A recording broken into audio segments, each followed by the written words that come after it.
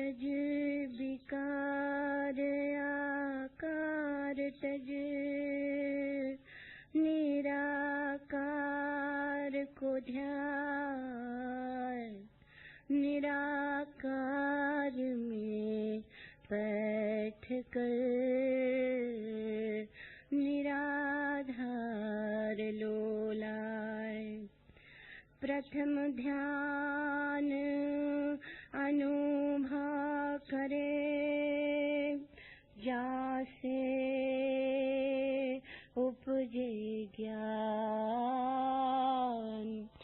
दरिया बहुते करत है कथनी में गुजरान। पंछी उड़े गगन में खोज मंडे नहीं माही। दरिया जल में मीन गति मार्ग दर से नाही।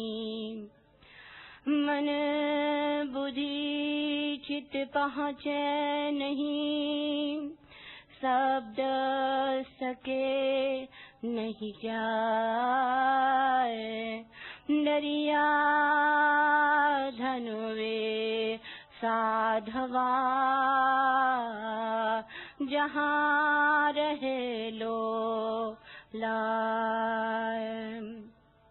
किरकाटा किस काम का पलट करे बहुत रंग। जन दरिया हंसा भला जद तद एके रंग। दरिया बगलायु जला उजला ही होय हंस। ये सरवर मोती चुगे वाके मुख में मंस। जन दरिया हंसा तना देख बड़ा व्यवहार। तन उजला मन उजला उजला लेत आहार। बाहर से उजला दशा भीतर मैला अंग।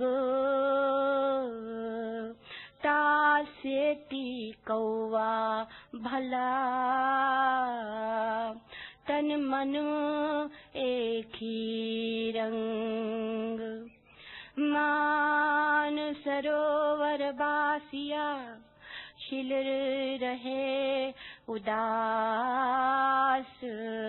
जन दरिया भज राम को जब लग पिंजर सांस।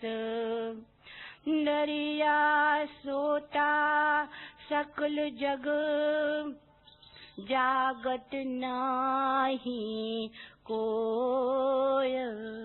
जागे में फिर जागना जागा कहिए सोय। साध जगावे जीव को मत कोई उठे जाग। जागे फिर सोवे नहीं जन दरिया बड़ भाग।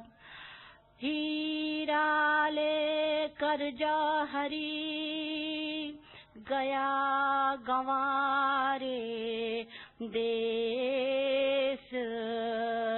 देखा जिन्हों कंकर कहा भीतर परख ले। दरिया हीरा करोड़ का कीमत लखे न कोई। जबर मिले कोई जौहरी तब ही पारख होय।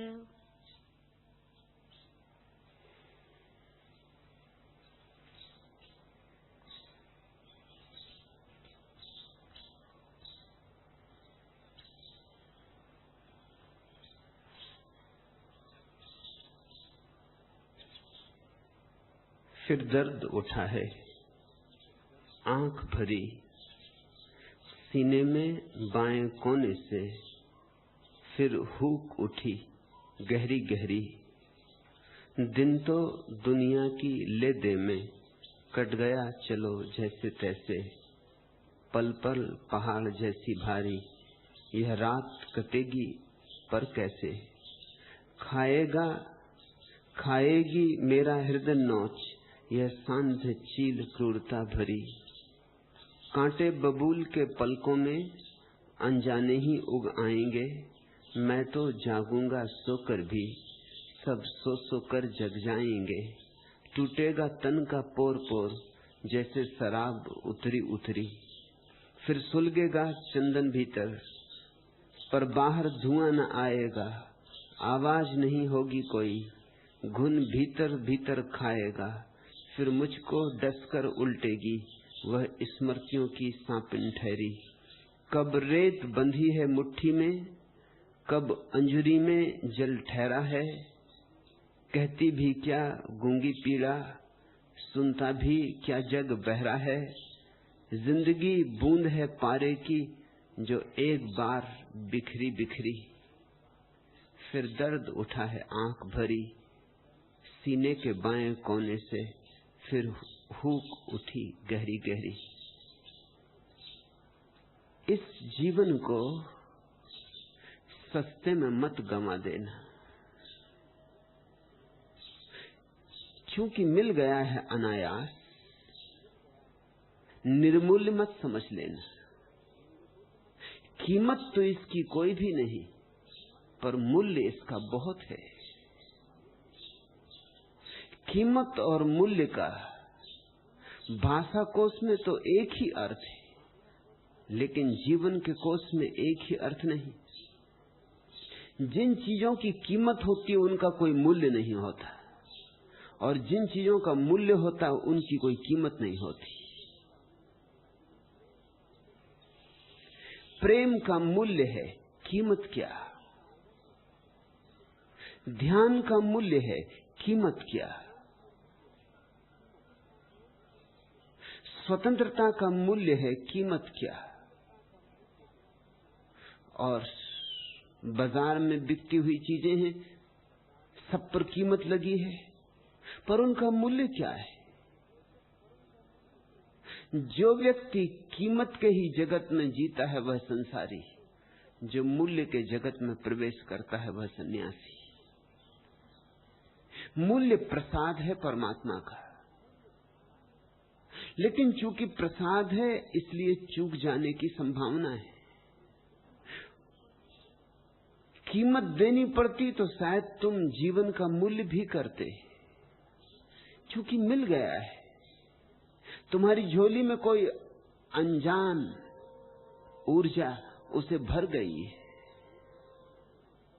तुम्हें पता भी नहीं चला, और कोई तुम्हारे प्राणों में श्वास फूंक गया है। तुम्हें खबर भी नहीं कौन तुम्हारे हृदय में धड़क रहा है। इसलिए भूले भूले कंकड़ पत्थर बीन बीन कर ही जीवन को गमा मत देना। जब तक परमात्मा की खोज शुरू ना हो तब तक जानना ही मत कि तुम जिए। जीवन की शुरुआत परमात्मा की खोज से ही होती है। जन्म काफी नहीं है जीवन के लिए, एक और जन्म चाहिए। और धन्य भागी हैं वे जिनके जीवन में हुक उठती, पुकार उठती, पीड़ा का जिन्हें अनुभव होता है, जो परमात्मा की तलाश पर निकल पड़ते, जो सब दांव पे लगाने को राजी हो जाते। फिर दर्द उठा है आंख भरी सीने में बाएं कोने से, फिर हुक उठी गहरी गहरी, कब रेत बंधी है मुट्ठी में, कब अंजुरी में जल ठहरा है। कहती भी क्या गूंगी पीड़ा, सुनता भी क्या जग बहरा है। जिंदगी बूंद है पारे की, जो एक बार बिखरी बिखरी, सावधान। जिंदगी गंवानी तो बहुत आसान है, कमानी बहुत कठिन है। पारे की बूंद है, बिखरी तो बिखरी, फिर संभाल ना सकोगे, और क्षण क्षण बूंद बिखरती जा रही है, और तुम हो कि खोए हो न मालूम किस व्यर्थता के जाल में। कोई धन, कोई पद, कोई प्रतिष्ठा, 2 कौड़ी उनका मूल्य है, शायद 2 कौड़ी भी उनका मूल्य नहीं। कंकड़ पत्थर बीन रहे हो, जबकि हीरे की खदान बहुत ही निकट है, बहुत ही करीब तुम्हारे भीतर है। उसी हीरे की खदान तक कैसे पहुंचा जाए, इस संबंध में आज के सूत्र हैं। पीड़ा की गंध लिए, विष का अनुबंध लिए, चंदन की छांव तले जीवन के गीत पले। तिनकों का आलिंगन आंधी की घातों पर, कपटी सी आशाएं नश्वर संघातों पर, मृत्यु की हथेले पर जीने की उत्कंठा, धूप और छांव की संघर्षी मातों पर, अधरों से आग पिए, अंतर में नेह लिए, जैसे तूफानों में बुझता सा दीप जले। सतरंगे मौसम को बंद किए बाहों में, उद्वेलित यौवन का ज्वार लिए चाहों में, पलकों की कोरी पर अंजवाए गहराई, अविरल गति चलने को पथरीली राहों में, अपना अधिकार लिए, उर्मे नौजवार लिए, सिकता पर रेखा बन जो मिट्टी लहर ढले। डसते विश्वासों पर आंसू से भरे भरे, हारों की लड़ियों में कलियों से झरे झरे, झीने अवगुंठन में सिंदूरी मांग लिए, प्रतिबिंबित रूप ने रख दर्पण में तिरे तिरे, यौवन का मोड़ लिए, हंसने की होड़ लिए, जैसे निज स्मत से पूनम का चांद छले। जेठ की दोपहरी में शीतल जिज्ञासा बन, द्वंद्वों के मंथन में अमृत अभिलाषा बन, पनघट के घट घट में सागर को सीमित कर, दर्शन के प्यासे को जीवन की परिभाषा बन। राग में विराग लिए, तपने का त्याग लिए, बनने को स्वर्ण मुकुट ज्यों कंचन देह जले। जेठ की दोपहरी में शीतल जिज्ञासा बन। ये जीवन तो जलती हुई दोपहरी, यहाँ सब जल रहा है, धू धू कर जल रहा है। यह जीवन तो चिताओं के अतिरिक्त और कुछ भी नहीं है, और तुम भी जानते हो, और हर एक जानता है, क्योंकि सिवाय घावों के हाथ लगता क्या है। जेठ की दोपहरी में शीतल जिज्ञासा बन, उठाओ जिज्ञासा को, खोजें उसे जो कभी खोएगा नहीं, खोजें उसे जैसे पालने पर फिर सारी खोज समाप्त हो जाती है। द्वंद्वों के मंथन में अमृत परिभाषा बन। कब तक उलझे रहोगे द्वि में, द्वैत में? कब तक बटे रहोगे द्वंद्व में? मध्य युग में यूरोप में कैदियों को एक सजा दी जाती थी।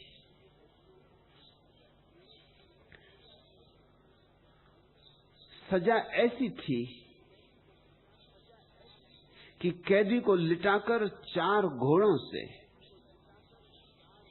उसके हाथ पैर बांध दिए जाते थे। एक घोड़े से हाथ, एक दूसरे घोड़े से दूसरा हाथ, तीसरे घोड़े से पैर, चौथे घोड़े से दूसरा पैर, और चारों घोड़ों को चारों दिशाओं में दौड़ा दिया जाता था। टुकड़े टुकड़े हो जाता था आदमी, खंड खंड हो जाता था। सजा का नाम था क्वार्टरिंग, और ठीक ही थी सजा का नाम, क्योंकि 4 टुकड़े हो जाते थे, चौथाई हो जाता था आदमी। सजा का नाम था चौथाई। लेकिन जिंदगी को अगर गौर से देखो तो ऐसी सजा तुम खुद अपने को दे रहे हो। तुमने कितनी वासनाओं के साथ अपने को जोड़ लिया, अलग अलग दिशाओं में जाती वासनाएं, कोई पूरब, कोई पश्चिम, कोई दक्षिण, कोई उत्तर। 4 घोड़े नहीं, 1000 घोड़ों से तुम बंधे हो, खंड खंड हुए जा रहे हो, टूटे जा रहे हो, बिखरे जा रहे हो। इसी बिखराव को तनाव कहो, चिंता कहो, बेचैनी कहो, विक्षिप्तता कहो, जो भी तुम्हें कहना हो, मगर ये बिखराव है, और इस बिखराव में कभी तुम्हें विश्राम न मिलेगा। तुम तपोगे, कटोगे, सड़ोगे, मरोगे, जियोगे कभी भी नहीं। जीवन का संबंध तो तब होता है जब तुम्हारी सारी वासनाएं एक अभिप्सा में समाहित हो जाती, जब तुम्हारी अलग अलग दिशाओं में दौड़ती हुई कामनाएं एक जिज्ञासा में रूपांतरित हो जाती, जब तुम और सब न मालूम क्या क्या छोड़कर सिर्फ उस एक को खोजने के लिए आतुर आबद्ध हो जाते हो, कटिबद्ध हो जाते हो, प्रतिबद्ध हो जाते हो। छोड़ो 2 को, छोड़ो अनेक को, पकड़ो एक को, क्योंकि एक को पकड़ने में तुम भी एक हो जाओगे। अनेक को पकड़ोगे तुम भी अनेक हो जाओगे, और एक होने का आनंद और एक होने की विश्रांति। जेठ की दोपहरी में शीतल जिज्ञासा बन, द्वंद्व के मंथन में अमृत अभिलाषा बन। क्या मरण धर्मा तुम्हारी खोज? क्या उसे खोज रहे हो जो मृत्यु तुमसे छीन लेगी? अमृत को कब खोजोगे? द्वंद्वों के मंथन में अमृत अभिलाषा बन, पनघट के घट-घट में सागर को सीमित कर। एक एक घट में, एक एक हृदय में पूरा आकाश उतर सकता है। ऐसी तुम्हारी गरिमा है, ऐसा तुम्हारा गौरव है। एक एक बूंद सागर को अपने में समा सकती है, ऐसी तुम्हारी क्षमता है, ऐसी तुम्हारी संभावना है। लेकिन तुम आकाश की तरफ आंख ही नहीं उठाते, तुम जमीन में आंखों को गड़ाए, कंकड़ पत्थरों में, कूड़े करकट में ही अपने जीवन को बिता देते हो। और भरोसा भी किन चीजों का कर रहे हो? तूफान आ रहा है बड़ा, और पक्षी ने तिनकों से घोंसला बना लिया है, और इस भरोसे में बैठा है कि सुरक्षा है। तूफान आ रहा है भयंकर, और रेत में तुमने ताश के पत्तों का घर बना लिया है, और इस भरोसे में बैठे हो कि क्या चिंता है। मौत आएगी, तुम्हारे सब ताश के घर गिरा जाएगी। इसके पहले कि मौत आए, अमृत का थोड़ा स्वाद ले लो। तिनकों का आलंबन आंधी की घातों पर,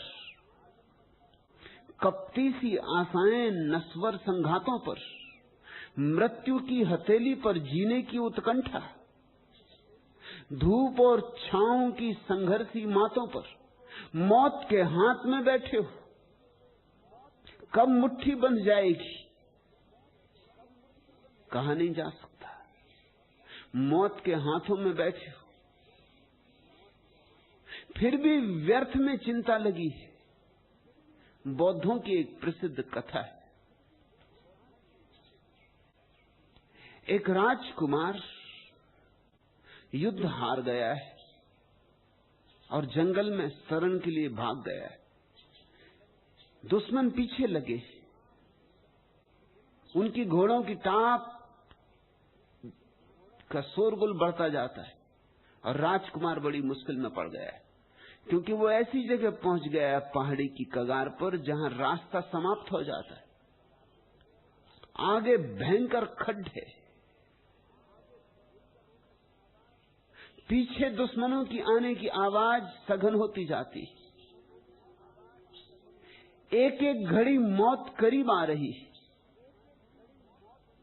ऐसी ही दशा तुम्हारी जैसी उस राजकुमार की थी। फिर भी हिम्मत जुटाता है, आखिरी आशा बांधता है, सोचता है छलांग लगा दूं, क्योंकि दुश्मन के हाथ में पड़ा तो तत्क्षण गर्दन कट जाएगी।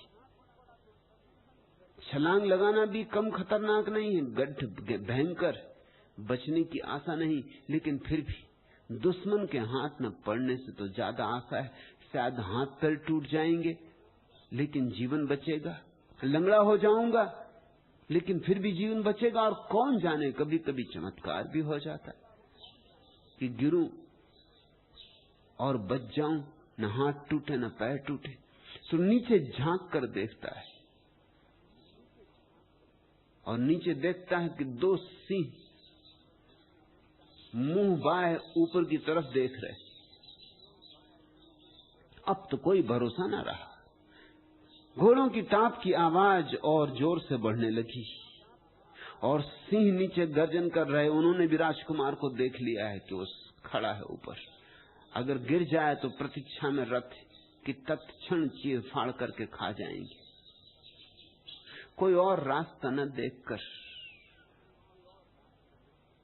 राजकुमार एक वृक्ष की जड़ों को पकड़ के लटक रहता है कि शायद दुश्मनों को दिखाई न पड़ूं, सोच के कि रास्ता समाप्त हो गया है, वे वापस लौट जाएं।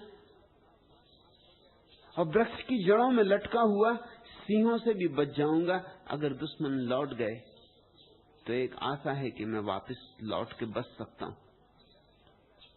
जब वो जड़ों को पकड़ के लटक जाता है तब देखता है कि और भी मुसीबत है। एक सफेद और एक काला चूहा जिस जड़ को वो पकड़ के लटका उसे काट रहे। दिन और रात के प्रतीक है सफेद और काला चूहा। अब तो बचने की कोई संभावना नहीं। दुश्मनों की आवाज बढ़ती जाती है, सिंहों का गर्जन बढ़ता जाता है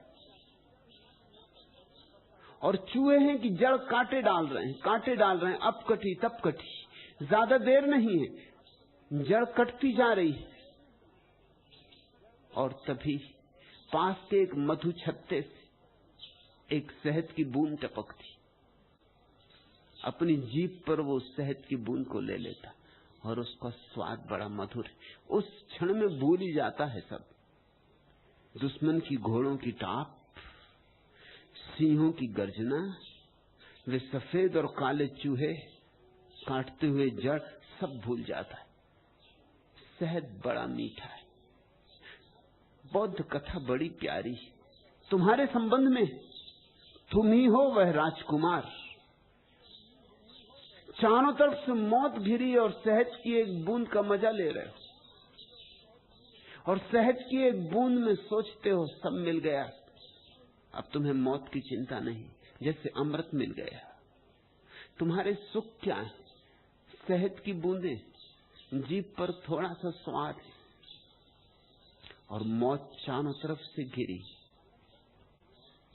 तिनकों का आलंबन आंधी की घातों पर, कपटी सी आशाएं नश्वर संघातों पर, मृत्यु की हथेली पर जीने की उत्कंठा, धूप और छांव की संघर्षी मातों पर, अधरों से आग पिए, अंतर में नेह लिए, जैसे तूफानों में बुझता सा दीप जले।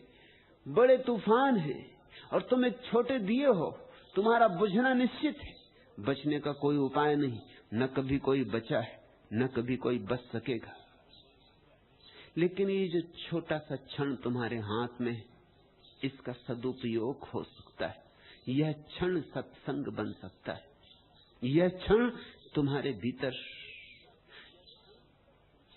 ज्योति का विस्फोट बन सकता है। यह क्षण तुम्हारे भीतर ध्यान बन सकता है।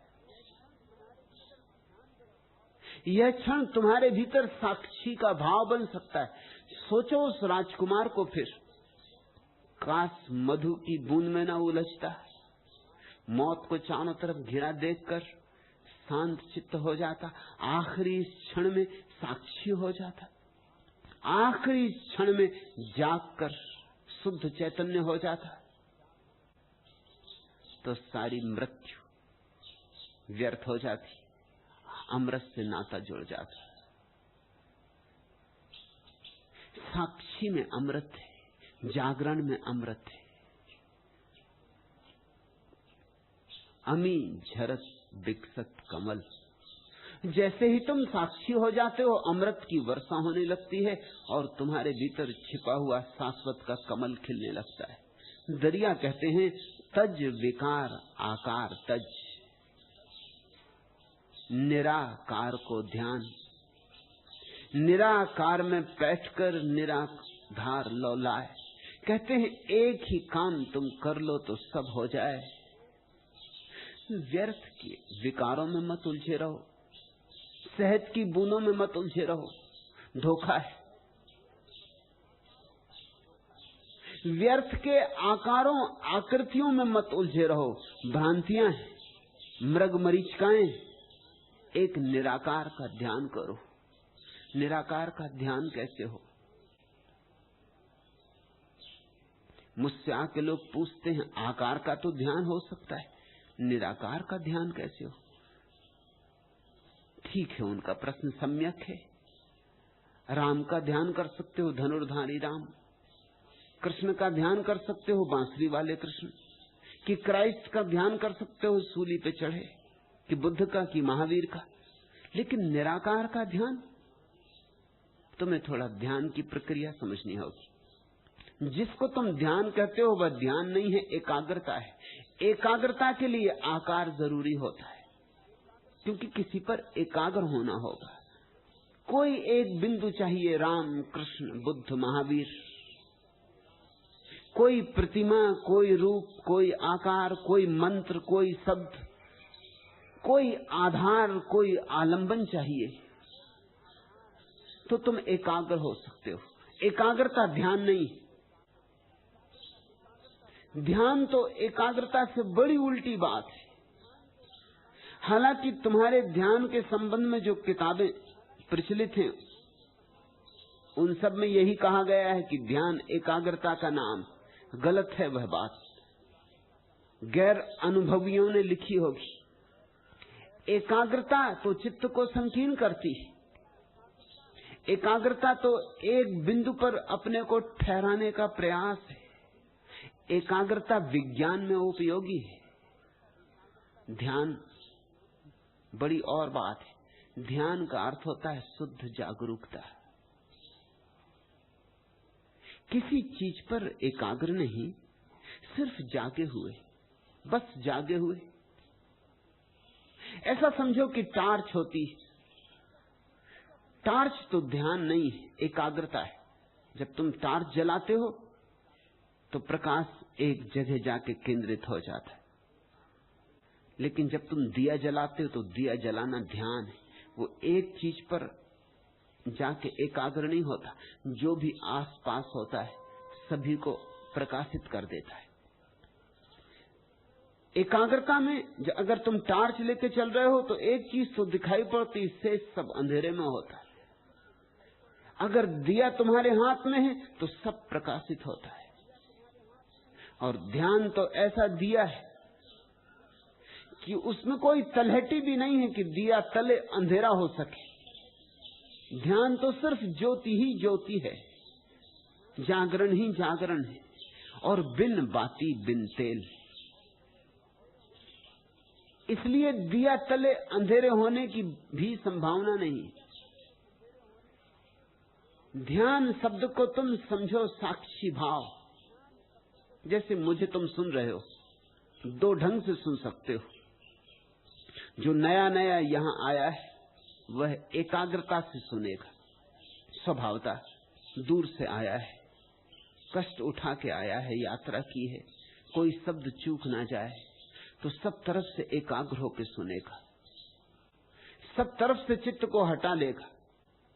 जो मैं कह रहा हूं बस उसी पर टिक जाएगा। लेकिन जो यहां थोड़ी देर रुके, जो थोड़ी देर यहां रंगे, जो थोड़ी देर यहां की मस्ती में डूबे हैं, वो एकाग्रता से नहीं सुन रहे, ध्यान से सुन रहे हैं। भेद बड़ा है। एकाग्रता से सुनोगे जल्दी थक जाओगे, तनाव होगा। एकाग्रता से सुनोगे तो ये पक्षियों का गीत सुनाई नहीं पड़ेगा, राह पर चलती हुई कारों की आवाज सुनाई नहीं पड़ेगी। एकाग्रता से सुनोगे तो और सब तरफ से चित्त बंद हो जाएगा, संकीर्ण हो जाएगा। ध्यान से सुनोगे तो मैं जो बोल रहा हूं वह भी सुनोगे। ये जो चिड़ियां टीवी टुट टुट कर रही हैं ये भी सुनोगे। राह से कार की आवाज आएगी वह भी सुनोगे। ट्रेन गुजरेगी वह भी सुनोगे। बस सिर्फ सुनोगे, जो भी है उसके साक्षी रहोगे। और तब तनाव नहीं होगा, तब थकान भी नहीं होगी, तब ताजगी बढ़ेगी, तब चित्त निश्चल होगा, निर्दोष होगा, क्योंकि चित्त विराम में होगा। निराकार पर ध्यान नहीं करना होता। जब तुम ध्यान में होते हो तो निराकार होता है। आकार पर ध्यान करना एकाग्रता है, और ध्यान करना निराकार से जुड़ जाना। निराकार में बैठकर निराधार लौलाए, सब आधार छूट जाते हैं। वहां निराधार हो जाता है व्यक्ति, निरालंब हो जाता है। बस मात्र होता है। शुद्ध होने की वह घड़ी, बस होने की वह घड़ी अपूर्व है। वहीं झरता है अमृत, अमी झरत विकसत कमल। प्रथम ध्यान अनुभव करे, जासे उपजे ज्ञान। सूत्र बड़ा बहुमूल्य है। तुमने उल्टी बातें सुनी हैं आज तक। तुमसे लोग कहते हैं कि पहले शास्त्र पढ़ो, ज्ञान इकट्ठा करो, फिर ध्यान हो पाएगा। पहले ध्यान के संबंध में जानो, फिर ध्यान को जान सकोगे। दरिया कुछ और कह रहे हैं। दरिया वही कह रहे हैं जो मैं तुमसे कहता हूं। प्रथम ध्यान अनुभव करे, पहले ध्यान का अनुभव करना होगा। जासे उपजे ज्ञान, उससे ज्ञान का जन्म होगा। तुम उल्टा ही काम कर रहे हो। तुमने बैलों को बैलगाड़ी के पीछे बांध रखा है, इसलिए कहीं नहीं पहुंच रहे हो, ना कहीं पहुंच सकते हो। ज्ञान पहले और फिर सोचते हो ध्यान। नहीं, ध्यान पहले फिर ज्ञान। सच तो यह है कि ध्यान के पीछे ज्ञान ऐसे ही आ जाता है जैसे तुम्हारे पीछे तुम्हारी छाया चली आती। अगर मुझे तुम्हारी छाया को निमंत्रण देना हो तो तुम्हें निमंत्रण देना होगा। मैं तुम्हारी छाया को सीधा निमंत्रण नहीं दे सकता। मैं तुम्हारी छाया को कितना ही कहूं कि आओ, स्वागत है, तो भी छाया के बस के बाहर है आना। हां, तुम आओगे तो छाया भी आ जाएगी। ज्ञान ध्यान की छाया है। वेद से नहीं मिलता ध्यान, न मिलता ज्ञान, न कुरान से, न बाइबल से। और जिसको तुम ज्ञान समझ के इकट्ठा कर लेते हो वेद, कुरान, बाइबल, धम्मपद से, वह ज्ञान नहीं है, कोरा थोथा पांडित्य, तोता रटंत है। वह ज्ञान नहीं है, ज्ञान का धोखा है। असली फूल नहीं है, कागज का फूल है। असली ज्ञान तो ध्यान में से उमकता है। ध्यान ज्ञान का गर्भ है। वेद से तुमने जो सीख लिए वचन और कुरान की आयतें कंठस्थ कर ली, वह तो ऐसे ही है जैसे किसी दूसरे के बच्चे को गोद ले लिया। तो गोदी तो भर गई, लेकिन झूठी ही भरी। बात कुछ और है जब कोई मां 9 महीने बच्चे को गर्भ में ढोती। 9 महीने की लंबी पीड़ा, जरूरी भूमिका है, तो ही प्रेम उमगेगा। और जिससे 9 महीने पेट में ढोया है, उसके प्रति एक लगाव होगा, एक स्नेह होगा, एक अंतर संबंध होगा। और फिर ये भी ख्याल रहे, जब एक बच्चे का जन्म होता है तो सिर्फ एक बच्चे का ही जन्म नहीं होता, 2 चीजों का जन्म होता है। एक तरफ बच्चा पैदा होता है, एक तरफ मां पैदा होती। उसके पहले मां नहीं थी, उसके पहले सिर्फ एक स्त्री थी। इधर बच्चा पैदा हुआ, उधर मां पैदा हुई। बिना बच्चे के पैदा हुए स्त्री स्त्री रहेगी, मां ना बनेगी। हाँ, बच्चा गोद लिया जा सकता है, लेकिन गोद लेने से मां पैदा नहीं होगी। मां का धोखा भला हो जाए, और यही हो रहा है। मां तो लोग बनते ही नहीं, ध्यान का गर्भ तो निर्मित ही नहीं करते, और ज्ञान को गोद ले लेते। और ज्ञान को गोद ले लेना सस्ता है। किताबें, शास्त्र आसान है पढ़ लेने, परमात्मा के संबंध में जान लेना बहुत आसान है। परमात्मा को जानने के लिए जीवन को दांव पे लगाना होता है।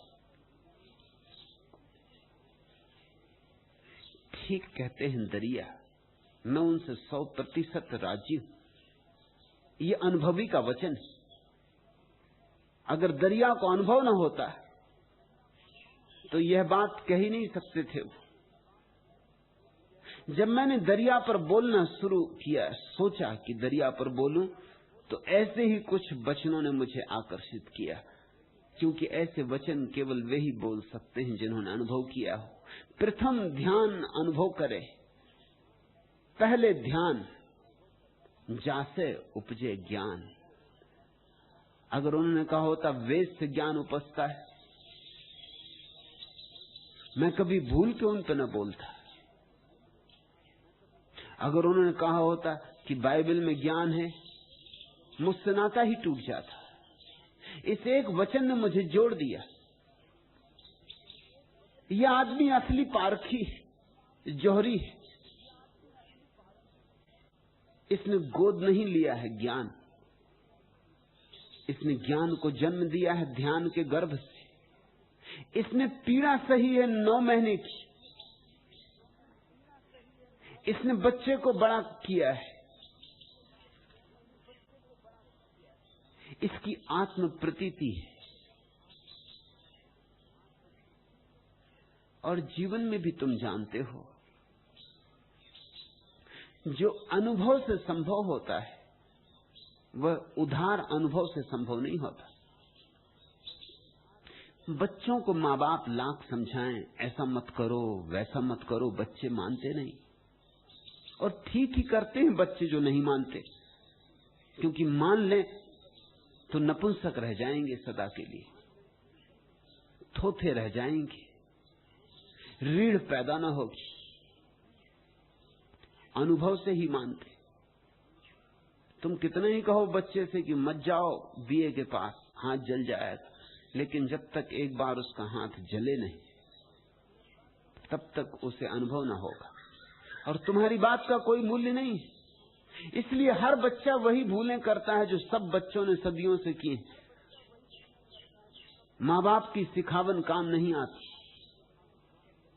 और जिन बच्चों पे काम आ जाती वे बच्चे गोबर गणेश रह जाते हैं। ख्याल रखना, उनमें आत्मा पैदा नहीं होती। आत्मा तो अनुभव से पैदा होती। जब बच्चे का हाथ जलता है तब वह जानता है कि आग जलाती।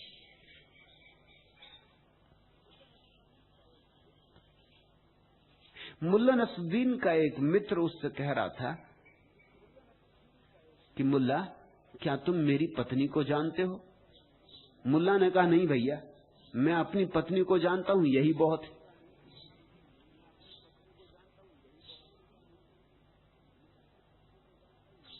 अनुभव अपना। बस अपना अनुभव ही जीवन को सम्यक आधार देता है। दूसरे का अनुभव आधार नहीं देता। दूसरे के अनुभव को तुम समझ ही नहीं सकते। दूसरे के अनुभव और तुम्हारे बीच संबंध ही नहीं जुड़ता, सेतु नहीं बनता, उधार उधार ही रह जाता है। सूचनाएं सूचनाएं ही रह जाती हैं, ज्ञान नहीं बनती।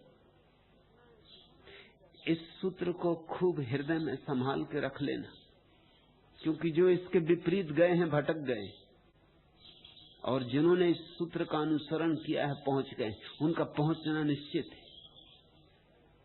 प्रथम ध्यान अनुभव करे जासे उपजे ज्ञान, दरिया बहुते करत हैं कथनी में गुजरान। लेकिन बहुत से लोग हैं जो सुने सुनाए में ही जी रहे हैं, कथनी में गुजरान कर रहे हैं।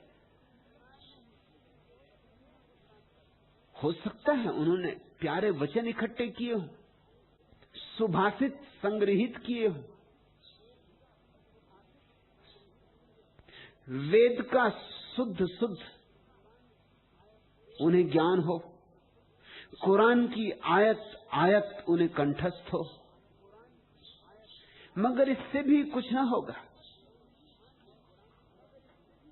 मोहम्मद के तो ध्यान में कुरान उतरी थी, कुरान उतरी थी, पढ़ी नहीं गई थी कुरान। मोहम्मद तो पढ़ना जानते भी नहीं थे। पहाड़ पर एकांत में ध्यान कर रहे थे और तब अचानक जैसे कहीं अंतराकाश से कोई बोलने लगा, उद्घोष हुआ, एक झरना फूटा और प्यारा झरना फूटा। कोई गुनगुनाने लगा प्राणों में। इसलिए कुरान में जैसा गीत है और कुरान में जैसा संगीत है, वैसा किसी दूसरे शास्त्र में नहीं। कुरान की तरन्नुम किसको ना नचा दे, किसके हृदय को न डमाडोल कर दे। फिर कुरान के आधार पर जितनी भाषाएं दुनिया में पैदा हुई, उनमें भी एक तरन्नुम है, एक लय है, कुरान की छाप है।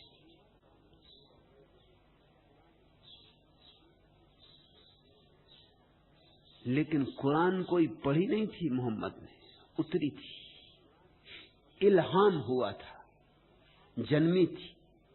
मोहम्मद क्या कर रहे थे? मोहम्मद चुपचाप बैठे थे, शून्य में थे, साक्षी भाव में थे। और जब भी तुम साक्षी हो जाओगे कुरान उतरेगी। वही कुरान नहीं जो मोहम्मद को उतरी, क्योंकि परमात्मा अपने को दोहराता नहीं। परमात्मा का कार्बन कापियों में भरोसा नहीं, विश्वास नहीं।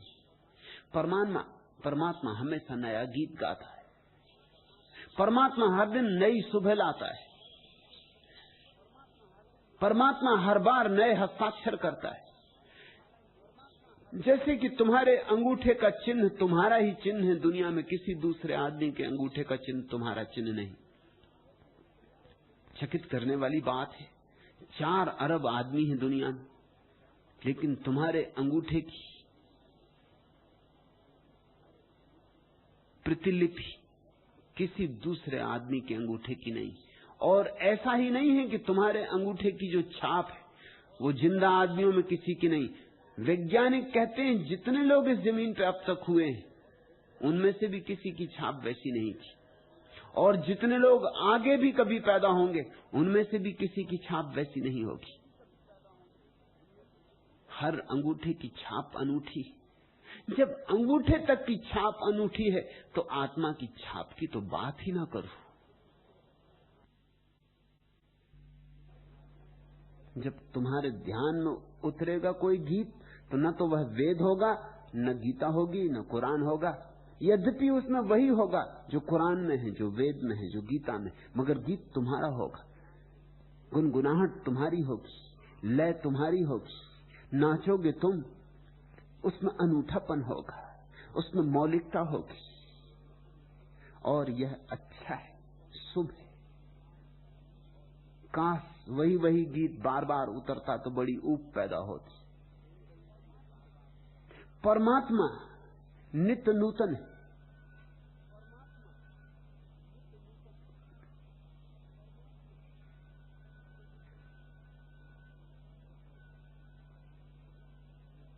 मुल्ला नसरुद्दीन एक ट्रेन में सफर कर रहा था।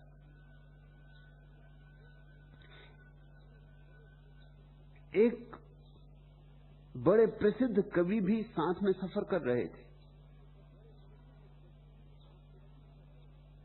कवि थे तो ट्रेन में बैठे बैठे भी कविताएं लिख रहे थे। मुल्ला ने उनसे पूछा, कोई किताब पत्रिका वगैरह है आपके पास? खाली बैठा हूं, कुछ पढ़ूं। कवि जी ने फौरन पास में रखी एक किताब देते हुए कहा, यह पढ़िए, मेरी कविताओं का संकलन। मुल्ला नसरुद्दीन बोला, धन्यवाद, उसे तो आप अपने पास रखिए, वैसे पढ़ने के लिए तो मेरे पास टाइम टेबल भी है।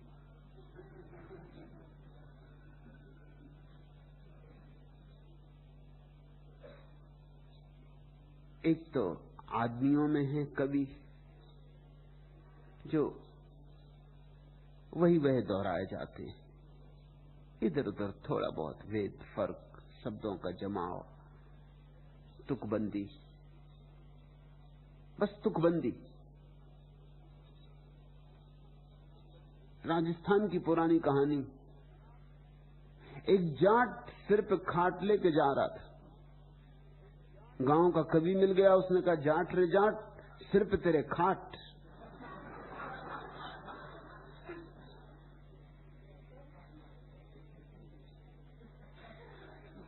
जाट भी कोई ऐसा रह जाए पीछे, जाट और पीछे रह जाए। उसने कहा, कवि रे कवि, तेरी ऐसी की तैसी। कवि ने कहा, तुकबंदी नहीं बैठती, काफिया नहीं बैठता। जाट ने कहा, काफिया बैठे कि ना बैठे, जो मुझे कहना था सो मैंने कह दिया। काफिया बिठा कौन रहा? तू बिठाता रहे काफिया। एक तो तुकबंद है जो जाट के साथ खाट का काफिया बिठा रहे। परमात्मा कोई तुकबंद नहीं, अनंत है परमात्मा, अनंत है उसकी अभिव्यक्तियां, हर बार नई। जब भी तुम उधार ज्ञान इकट्ठा कर लेते हो तब तुम बासा ज्ञान इकट्ठा कर लेते हो। तुम्हारा परमात्मा पे भरोसा नहीं है, इसलिए तुम वेद पे भरोसा करते हो। तुम्हारा परमात्मा पे भरोसा नहीं है, इसलिए तुम कुरान को छाती से लगाए बैठे हो। काश तुम्हारा परमात्मा पे भरोसा हो तो तुम कुरान भी छोड़ो, वेद भी छोड़ो, बाइबल भी छोड़ो।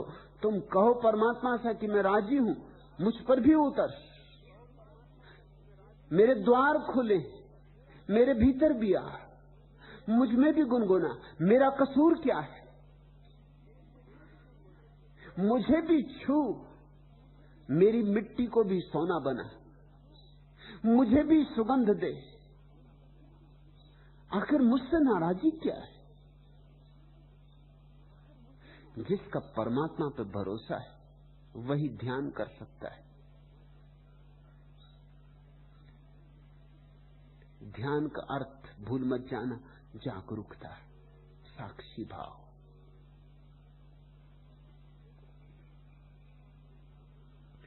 और तुम कितना ही शास्त्र पढ़ो, तुम समझोगे वही जो तुम समझ सकते हो,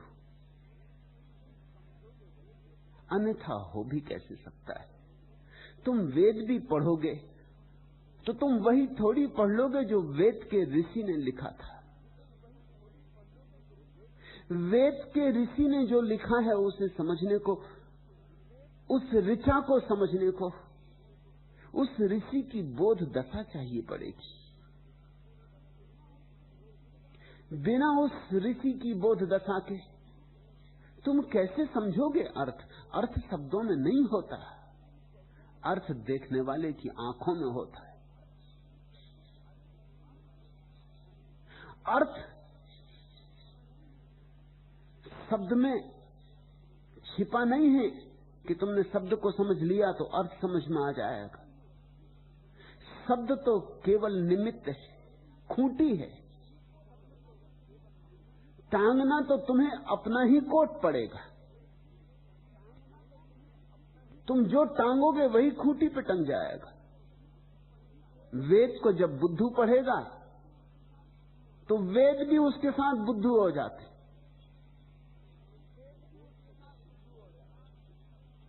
मुल्ला नसरुद्दीन एक दिन मुझसे कह रहा था, कल रात मेरा पड़ोसी आधी रात को मेरा दरवाजा पीटने लगा। तो मैंने कहा कि मुल्ला तब तो तुम बहुत परेशान हुए होगे। मुल्ला ने कहा नहीं जी, और मैं वो परेशान होता। मैं तो अपना गाना पहले की तरह ही गाता रहा। उसी गाने की वजह वो पड़ोसी दरवाजा पीट रहा है कि भैया बंद करो।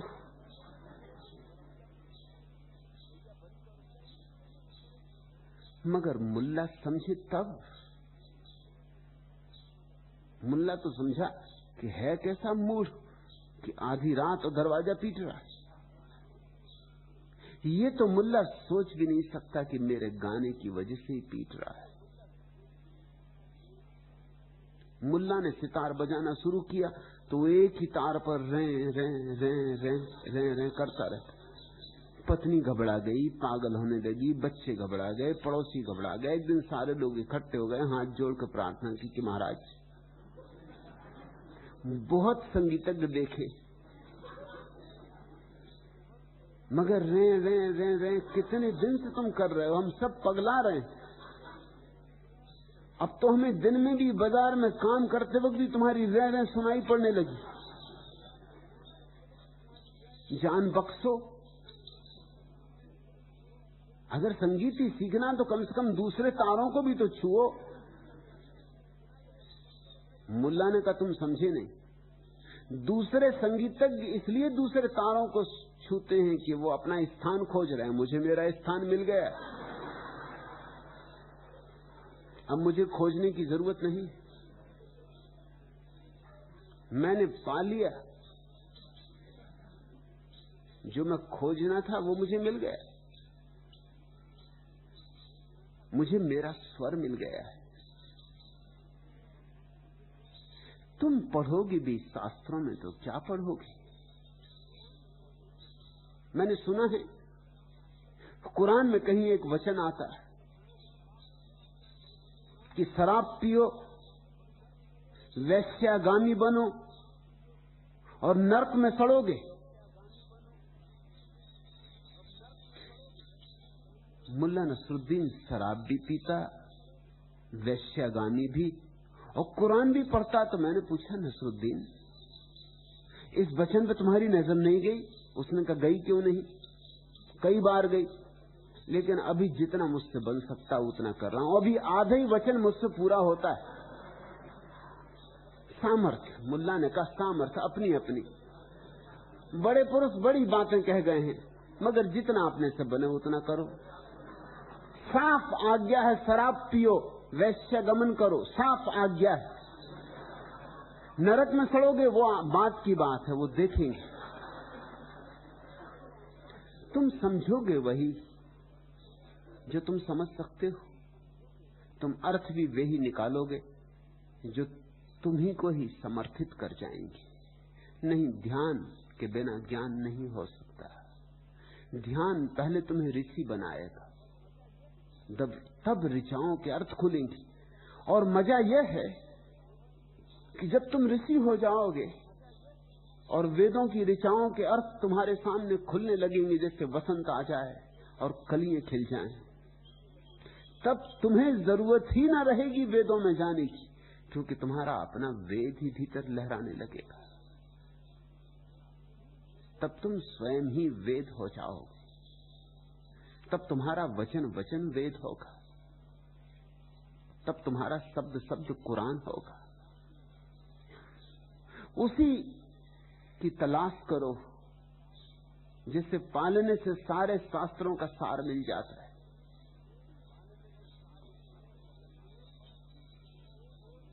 पंछी उड़े गगन में, खोज मंडे नहीं माही, दरिया जल में मीन गति मार्ग दर्शे नहीं। अद्भुत वचन दरिया दे रहे हैं। एक एक सूत्र ऐसा है कि हीरे जवाहरातों में भी तौलो तो भी तौले ना जा सके, अतुलनीय। पंछी उड़े गगन में, तुमने पक्षियों को आकाश में उड़ते देखा? उनके पैरों के चिन्ह नहीं बनते। ऐसे ही ऋषियों की गति है, उनके पैरों के चिन्ह नहीं बनते।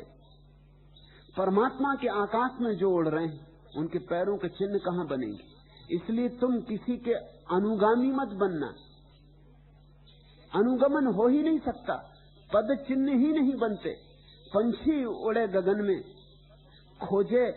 खोज मंडे नहीं माई, लेकिन आकाश में उसके कोई चिन्ह नहीं पाए जाते। पंछी उड़ जाता है, निशान नहीं बनते। इसलिए कोई दूसरा पंछी अगर उसका अनुगमन करना चाहे तो कैसे करे?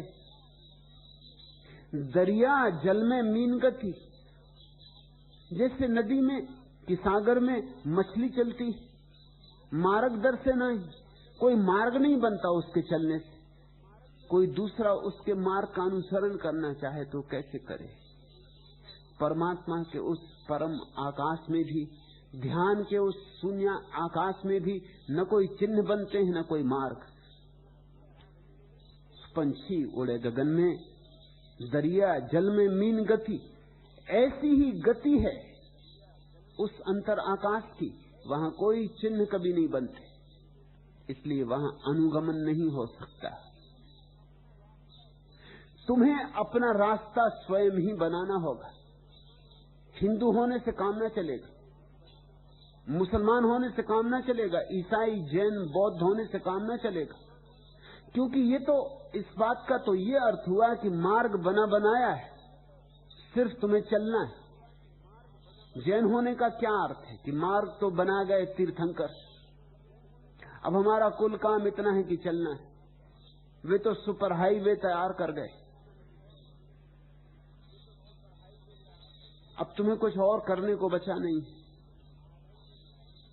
नहीं, मार्ग बनता ही नहीं सत्य का, सत्य का कोई मार्ग नहीं बनता।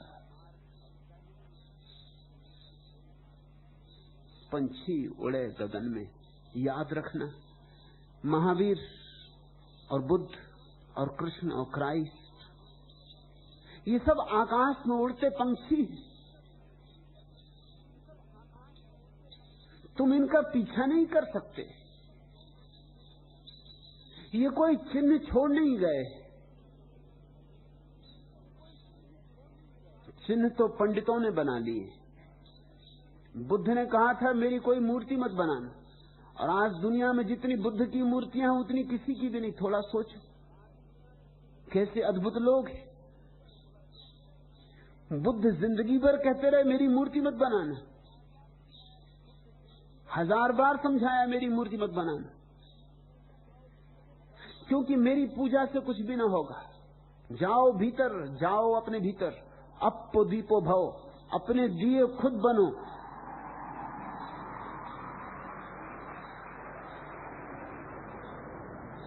लेकिन बुद्ध की इतनी मूर्तियां बनी, इतनी मूर्तियां बनी जितनी किसी की भी कभी नहीं बनी, और शायद अब किसी की भी कभी नहीं बनेगी।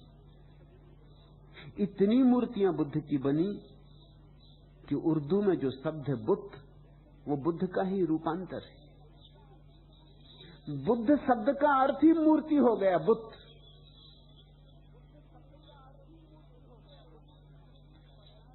इतनी मूर्तियां बनी कि बुद्ध में और मूर्ति शब्द में पर्यायवाची संबंध हो गया, कुछ भेद ही ना रहा।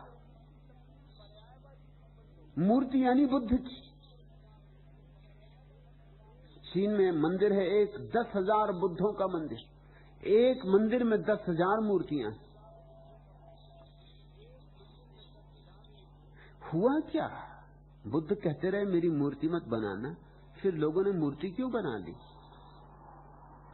लोग जो पीछे आते उन्हें चिन्ह चाहिए, उन्हें पद चिन्ह चाहिए, उन्हें मील के पत्थर चाहिए, उन्हें साफ सुथरा रास्ता चाहिए। कोई इतनी झंझट नहीं लेना चाहता कि जंगल में अपनी पगडंडी खुद बनाए, चले और बनाए, चले और बनाए, जितना चले उतनी बने। याद रखना, यह बात अति मौलिक, अति आधारभूत है। सत्य का कोई भी अनुसरण नहीं हो सकता, सत्य का अनुसंधान होता है, अनुकरण नहीं, अनुसंधान। किसी के पीछे चल के तुम सत्य तक कभी ना पहुंचोगे, अपने भीतर जाओगे तो सत्य तक पहुंचोगे। किसी के पीछे गए तो बाहर का ही अनुगमन रहा, अपने भीतर जाओगे तब बीहड़ है वहां, अंधकार है वहां, जंगल है, रास्ता साफ नहीं, जाना कठिन है, लेकिन वह कठिनाई ही तो मूल्य है जो चुकाना पड़ता है।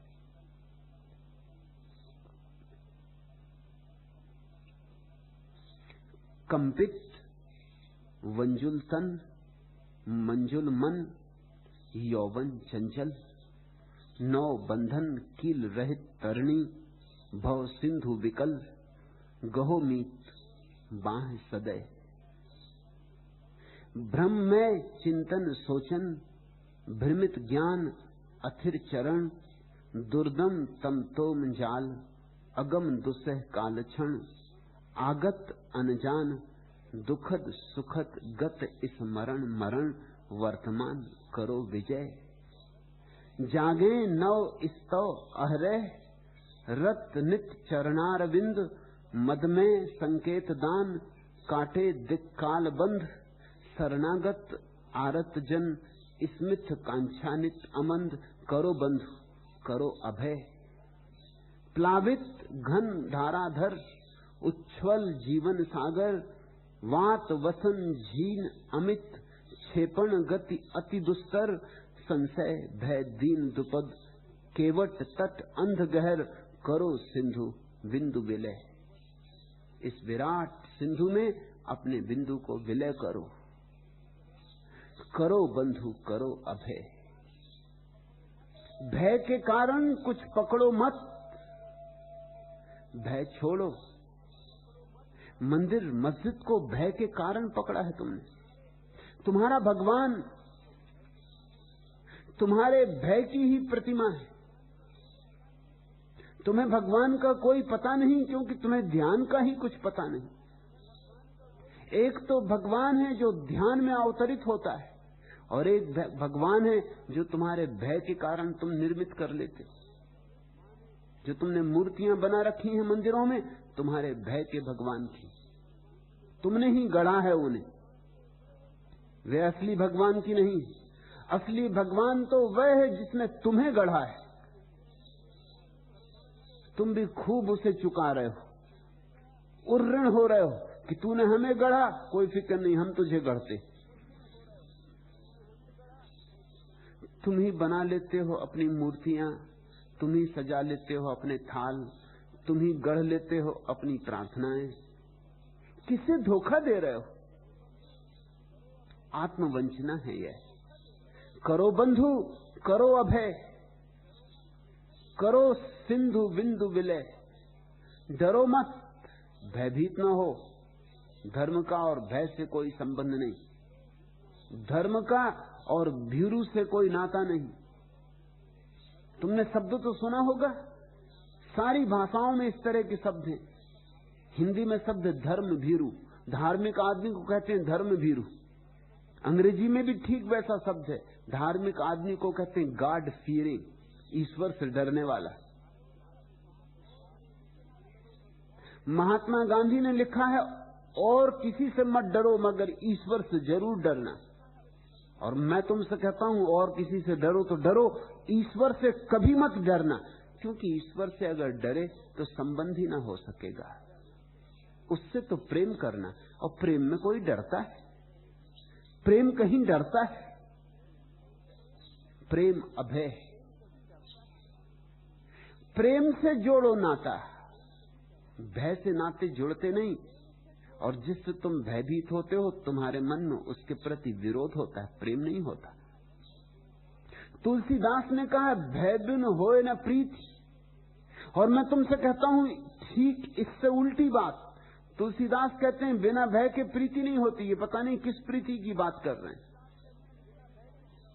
कि किसी के सिर पर लठ लेके खड़े हो गए और उसको भयभीत कर दिया और वो कहने लगा कि मुझे आपसे बड़ा प्रेम है। ये प्रीति हुई? वो प्रतीक्षा करेगा किसी क्षण जब बदला ले सके। वो तुम्हें मजा चखाएगा, वो राह देखेगा। भय बिन होए न प्रीति। मगर तुलसीदास कोरे पंडित थे, दरिया जैसे नहीं, बस कोरे पंडित। इसलिए मुझसे बहुत बार लोग पूछते हैं, आप कबीर पर बोले, नानक पर बोले, फरीद पर बोले, दरिया पर बोल रहे हैं, मीरा पर बोले, इतने संतों पर बोले, तुलसीदास पर क्यों नहीं बोलते? तुलसीदास पर मैं नहीं बोलूंगा। तुलसीदास की वाणी में मुझे ध्यान नहीं दिखाई पड़ता, अनुभव नहीं दिखाई पड़ता। पंडित बड़े कवि हैं, मगर कवियों से क्या लेना देना? मैं कालिदास पर थोड़ी बोलूंगा, भवभूति पर थोड़ी बोलूंगा, शेक्सपियर पर थोड़ी बोलूंगा। कवियों से क्या लेना देना? महाकवि है और बड़े पंडित हैं और शास्त्रों के बड़े ज्ञाता हैं। मगर इन सब बातों का मेरी दृष्टि में कोई मूल्य नहीं। अनुभव की चूक मालूम होती, कहीं भूल मालूम होती। कहते हैं जब तुलसीदास को कृष्ण के मंदिर में ले जाया गया, नाभादास ने अपने संस्मरणों में लिखा है, तो तुलसीदास कृष्ण की मूर्ति के सामने झुके नहीं। जो ले गया था उसने कहा नमस्कार नहीं करिएगा। उन्होंने कहा मैं तो सिर्फ धनुर्धारी राम के सामने झुकता हूं।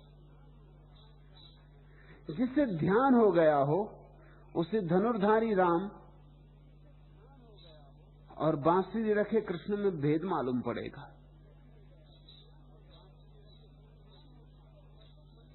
जिसे ध्यान हो गया हो उसे तो मंदिर और मस्जिद में भी भेद नहीं रह जाएगा।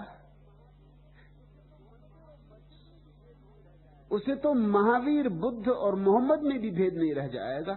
मगर तुलसीदास को अभी कृष्ण और राम में भी भेद दिखाई पड़ रहा है, दोनों हिंदू। लेकिन तुलसीदास ने कहा कि मेरा माथा तो तभी झुकेगा जब धनुष बाण हाथ लोगे। मेरा माथा तो सिर्फ राम के सामने झुकता है। परमात्मा पे भी शर्त लगाओगे? ये माथा झुकाना हुआ? ये तो परमात्मा को झुकवाना हुआ। ये तो साफ बात हो गई। कहो इरादे, अगर चाहते हो कि मैं झुकूं तो पहले तुम झुको, लो धनुष बाण हाथ। ये तो बात साफ हो गई। ये तो सौदा हो गया। ये प्रार्थना न हुई, ये तो अपेक्षा हो गई कि मेरी अपेक्षा पहले पूरी करो तो फिर मैं झुकूंगा। पहले तुम मेरी अपेक्षा पूरी करो तो फिर मैं तुम्हारी अपेक्षा पूरी करूंगा। नहीं, तुलसीदास दिखता है भय के कारण ही भक्त थे, और भय से भक्ति पैदा नहीं होती। भक्ति तो प्रेम का परिष्कार है। भय के कारण ही तुम दूसरों के बनाए हुए रास्तों पर चलते हो, क्योंकि लगता है सुरक्षित है। बहुत लोग चल चुके हैं तो डर नहीं मालूम होता। अगर भीड़ गड्ढे में भी जा रही हो तो तुम आसानी से जा सकते हो, क्योंकि इतने लोग कुछ गलती थोड़ी कर रहे होंगे। एक बार बनट शाह को किसी ईसाई पुरोहित ने कहा कि आप अपने को ईसाई नहीं मानते, करोड़ों लोग ईसाई हैं, क्या इतने लोग गलती कर सकते? क्या इतने लोग गलत हो सकते? बनट शाह ने जो उत्तर दिया वो बहुत अद्भुत है। खूब ध्यानपूर्वक सुनना। बनट शाह ने कहा इतने लोग सही हो ही नहीं सकते, क्योंकि सत्य तो कभी किसी एक आदमी के जीवन में उतरता है। इतने लोग अगर सत्य हो तो सारी पृथ्वी सत्य से जगमग हो जाए। बनट शाह ने कहा मैं तो इसीलिए ईसाई नहीं हूं कि इतने लोग ईसाई हैं तो सब गड़बड़ होगा, नहीं तो इतने लोग ईसाई हो सकते थे। जहां भीड़ चले वहां सावधान हो जाना। भीड़ चाल भेड़ चाल है, और परमात्मा की तलाश तो केवल वे ही कर पाते हैं जिनके पास सिंहों की आत्मा है, जो सिंहनाद कर सकते। अकेले चलने में डर लगता है, मगर ध्यान में तो अकेले चलना पड़ेगा। वहां पत्नी भी साथ नहीं हो सकती, मित्र भी साथ नहीं हो सकते। यहां हम इतने लोग हैं, हम सब आंख बंद करके ध्यान में हो जाएं तो सब अकेले हो जाओगे, सब पड़ोसी मिट जाएंगे, फिर यहां कोई नहीं रहेगा, तुम अकेले बचोगे। और सब रहेंगे, वे भी अकेले अकेले बचेंगे। ध्यानी अकेला हो जाता है, इसलिए लोग ध्यान से डरते। ध्यानी को तो जंगल में घुस पड़ना पड़ता है, बीहड़ जंगल में, जहां कोई पगडंडी भी नहीं। चलता है झाड़ियों में से, कांटों में से, उतना ही रास्ता बनता है। ठीक कहते हैं दरिया, पंछी उड़े गगन में, खोज मंडे नहीं माही। दरिया जल में मीन गति, मार्ग दर से नाही। मन बुद्धि चित्त पहुंचे नहीं, शब्द सके नहीं जाए। दरिया धनवे साधवा, जहां रहे लौलाए। वहां शब्द की तो कोई गति ही नहीं, तो शास्त्र कैसे तुम्हें समझाएंगे। वहां मन बुद्धि चित्त भी नहीं पहुंचते, तो सोचने विचारने अध्ययन करने मनन करने से तुम वहां न पहुंचोगे। दरिया धनवे साधवा, दरिया कहते हैं वे सरल चित्त लोग धन्य हैं जो उस जगह पहुंच गए हैं जहां शब्द नहीं पहुंचता, मन नहीं पहुंचता, चित्त नहीं पहुंचता, बुद्धि नहीं पहुंचती, जहां शास्त्रों की कोई गति नहीं, जहां विचार बहुत पीछे छूट जाते। जो उस भाव लोक में उतर गए वे धन्य भागी। किर कांटा किस काम का, पलट करे बहुरंग। गिरगिट किसी काम का नहीं होता, बहुत रंग बदलता है। और यही हालत है दुनिया में, तुम एक रंग से थक जाते हो तो दूसरा रंग बदल लेते। संसारी संसार से थक जाता है, जंगल भाग जाता है, लेकिन वही का वही, चित्त वही, चिंतन वही, धारणाएं वही। जिस गीता को पकड़े बैठा संसार में था, उसी गीता को लेके जंगल चला जाता है।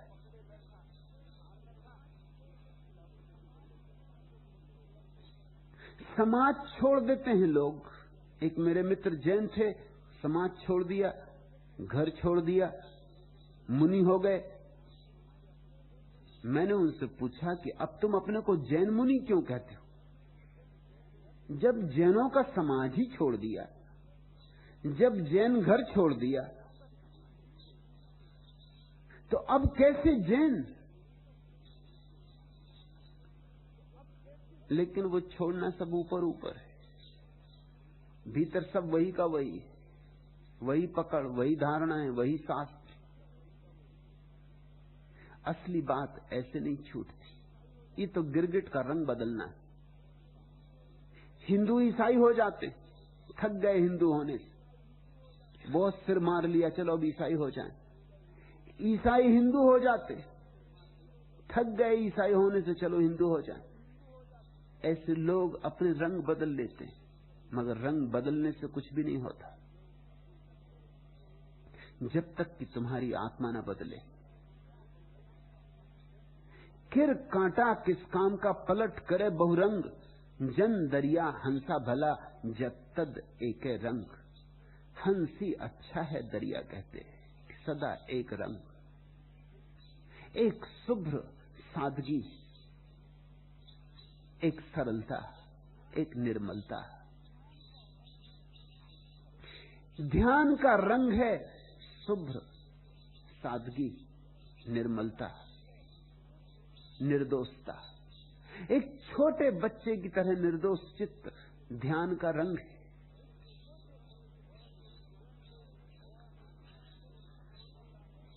और जो ध्यान को उपलब्ध होता है वही समर्थ होता है एक रहने में। जो ध्यान को उपलब्ध नहीं होता उसे तो गिरगिट की तरह रंग बदलने ही पड़ते। तुम खुद भी जानते हो, अपने अनुभव से जानते हो। जरा में सज्जन मालूम होते हो, जरा में दुर्जन हो जाते हो। अभी अभी बिल्कुल भले थे, अभी अभी एकदम तलवार निकाल ली। अभी अभी बिल्कुल प्रेमपूर्ण मालूम होते थे, जरा सी कुछ बात हो गई, आग बबूला हो गए। सुबह मंदिर जा रहे थे, ऐसे भगत जी मालूम होते थे। और तुम्हें ही कोई दुकान पर बैठा देखे तो लुटेरे हो जाते हो।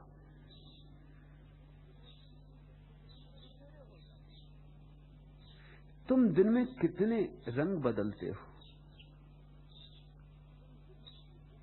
ये गिरगिट होना छोड़ो, मगर ये तभी छूट सकता है जब तुम्हारे भीतर ध्यान का शुभ्र रंग फैल जाए।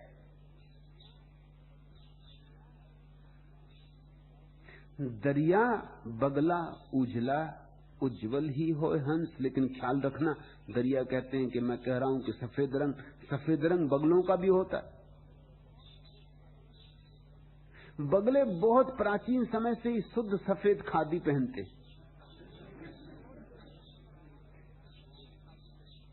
गांधी बाबा ने तो बहुत बाद में ये राज खोला। बगलों को पहले से पता है, वो पहले से खादी पहनते। और बगले बड़े योगी होते।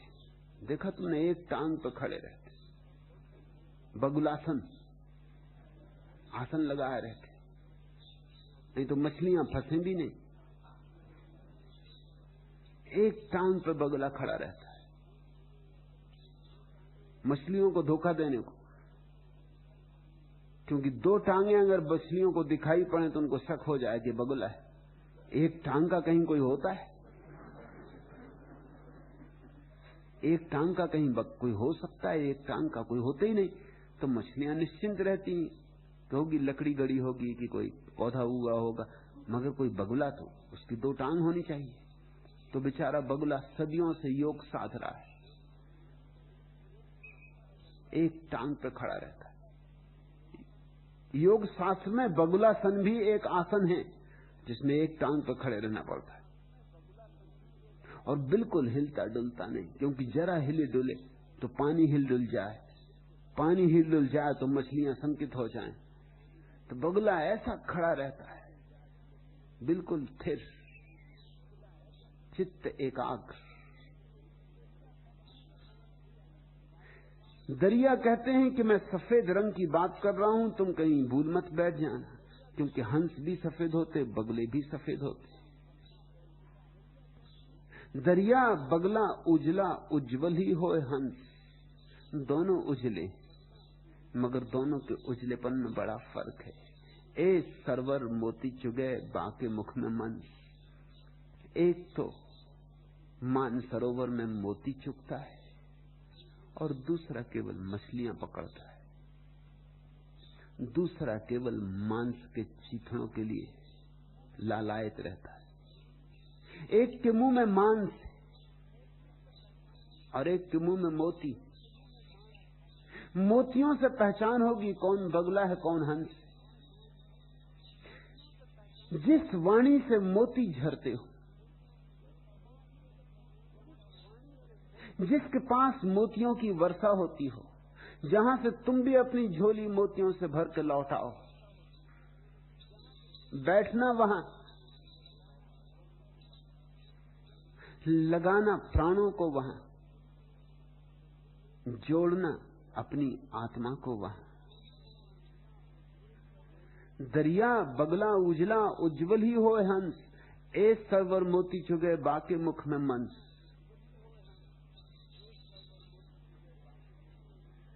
बस में सफर कर रही एक महिला ने अपने सहयात्री मुल्ला नसरुद्दीन को कहा कि आप शायद कुछ कहना चाह रहे हैं। मुल्ला नसरुद्दीन ने कहा कि जी नहीं, मैं तो कुछ कहना चाहूंगा। उस महिला ने कहा तो फिर शायद आप जिसे अपना पैर समझ के खुजला रहे वो मेरा पैर है, ये बता देना जरूरी।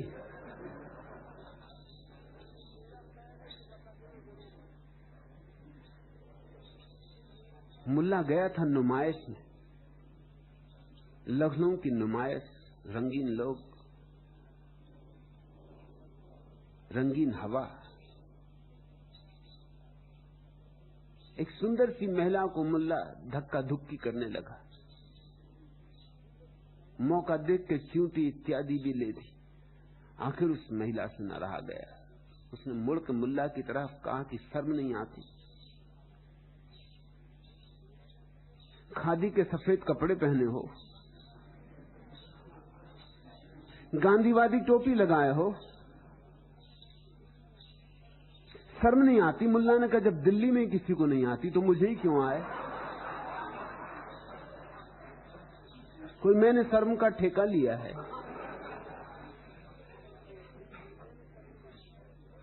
महिला भी कुछ चुप रह जाने वाली नहीं थी। उसने कहा छोड़ो खादी की बात, बाल भी सफेद हो गए, कुछ सफेद बालों की तो लाज रखो।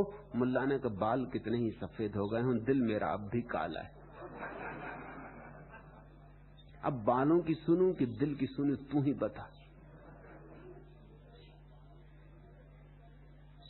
बगुला ऊपर ऊपर सफेद है, दिल तो बहुत काला है। रंग बस ऊपर ऊपर है,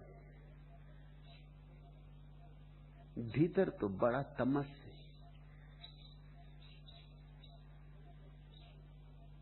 और ख्याल रखना, बगुला हो जाना बहुत आसान। कहते ना बगुला भगत।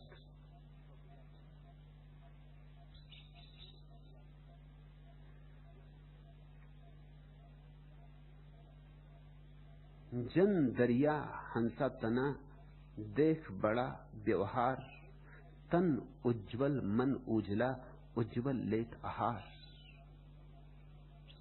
इसलिए तन को ही देख के मत उलझ जाना, बाहर बाहर के व्यवहार को देखकर मत उलझ जाना। अंतर तम में झांकना, तन उज्जवल मन उजला, उज्जवल लेत आहार।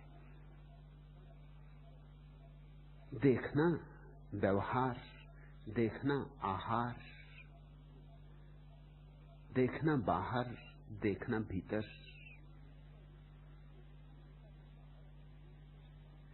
सत्संग का यही अर्थ है कि गुरु के पास सब रंगों में बैठ के देखना, सब ढंगों में बैठ के देखना, सब दिशाओं से गुरु से संबंध जोड़ना, ताकि उसकी अंतरात्मा की झलक तुम पे पड़ने लगे।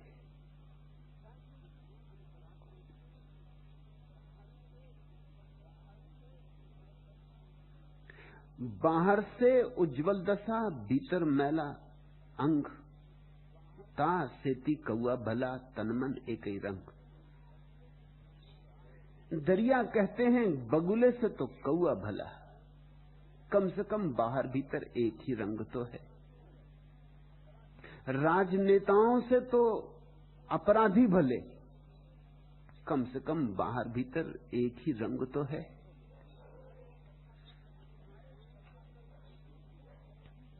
तुम्हारे तथाकथित संतों से तो पापी भले, कम से कम बाहर भीतर एक ही रंग तो है।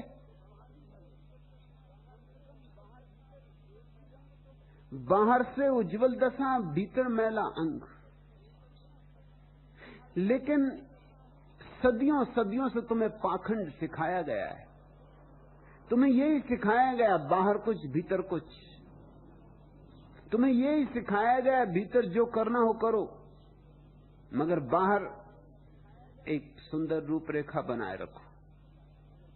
लोग अपने घरों में बैठक खाना सजा कर रखते हैं, बाकी उनका घर गंदा पड़ा रहता है, बस बैठक खाना सजा रहता है।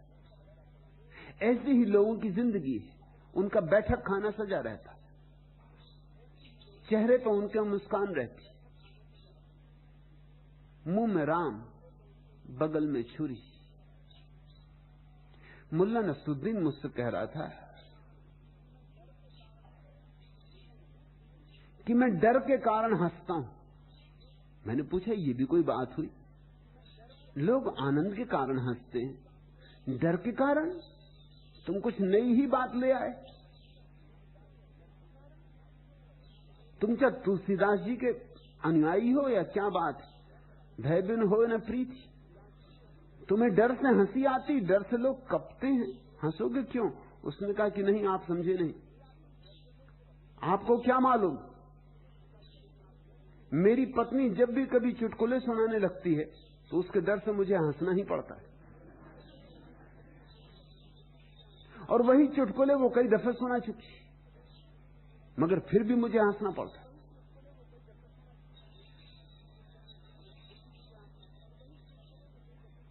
एक पाखंड है जिसमें हम दीक्षित किए जाते हैं। रास्ते पे कोई मिल जाता है, तुम कहते हो जयराम जी सौभाग्य कि सुबह सुबह आपके दर्शन हुए, शुभ घड़ी शुभ मुहूर्त, और मन में कहते हो ये दुष्ट कहां से सुबह सुबह दिखाई पड़ गया, अब पता नहीं दिन में क्या हालत होगी। कोई घर आता है तो कहते आओ विराजो, स्वागत, पलक पावड़े बिछाते, और भीतर भीतर कहते हो ये कमबख्त, इसको आज ही आने की सूची। मुल्ला नसरुद्दीन के घर एक दिन एक दंपति ने दस्तक दी। मुल्ला ने डरते डरते आधा दरवाजा खोला, नंग धड़ंग था, सिर्फ गांधी टोपी लगाए हुए थे। स्त्री तो बहुत घबरा गई, लेकिन अब मेहमान आ ही गए तो मुल्ला ने कहा आइए आइए, बड़ा स्वागत है, आइए। डरते डरते पति पहले घुसा, पीछे पत्नी भयभीत। पति ने पूछा ये तुमने क्या ढंग बना रखा, नंगे क्यों बैठे हो? तो मुल्ला ने कहा कि इस समय मुझसे कोई मिलने आता ही नहीं, इसलिए मस्त अपना घर अकेला नंगा बैठा हुआ हूं। तो पत्नी ने पूछा फिर ये टोपी क्यों लगाई? तो मुल्ला ने कहा कभी कोई भूल चूक से शायद आ ही जाए।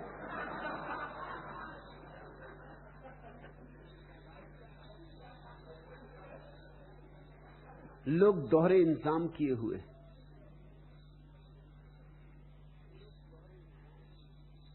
एक उनकी जिंदगी है जिसे वो अंधेरे में जीते, और एक जिंदगी है जिसे वो उजाले में दिखाते।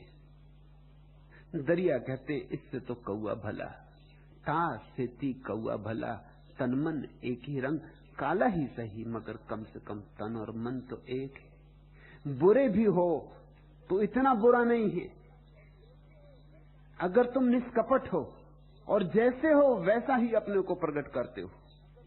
पाखंडी पापी से भी बदतर है, लेकिन पाखंडियों की पूजा होती, पापियों को सजा मिलती।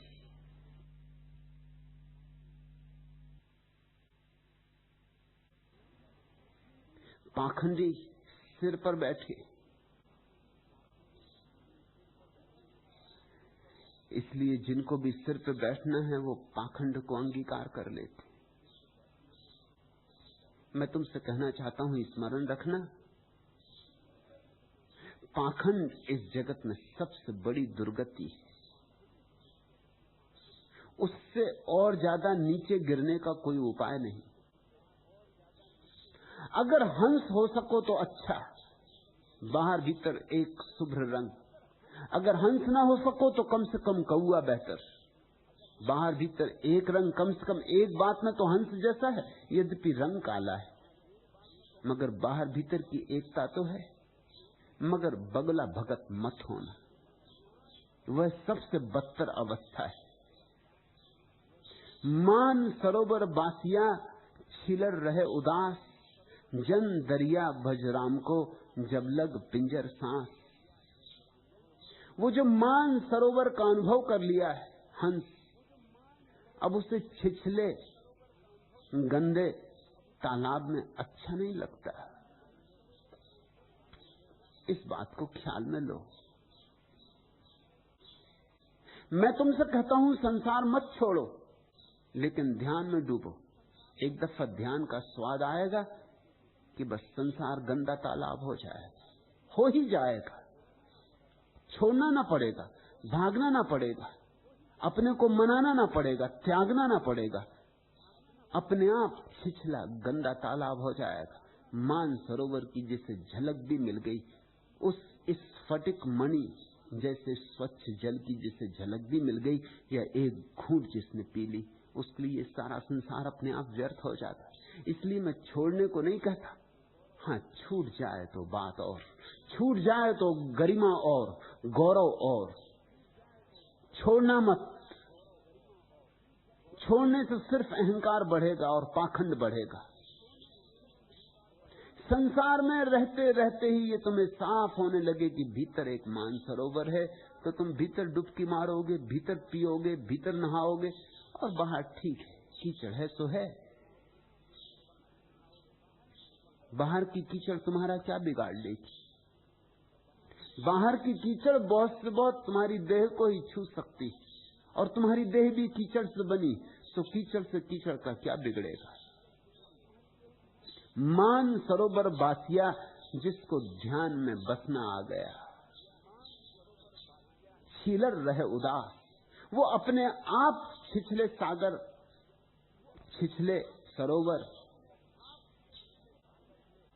छिछले तालाबों के प्रति उदास हो जाता है। ध्यान रखना, उसके लिए हमारे गहरे से गहरे सागर भी छिछले हो जाते, जिसने भीतर का सागर देख लिया। जन दरिया भजराम को जब लग पिंजर सांस, फिर तो एक ही बात रह जाती है करने योग कि जब तक पिंजड़े में सांस चलती है, श्वास श्वास में प्रभु का स्मरण चलता है। रहता है संसार में, रहता है बाजार में, मगर बसता है मानसरोवर में, बसता है परमात्मा में, राम में।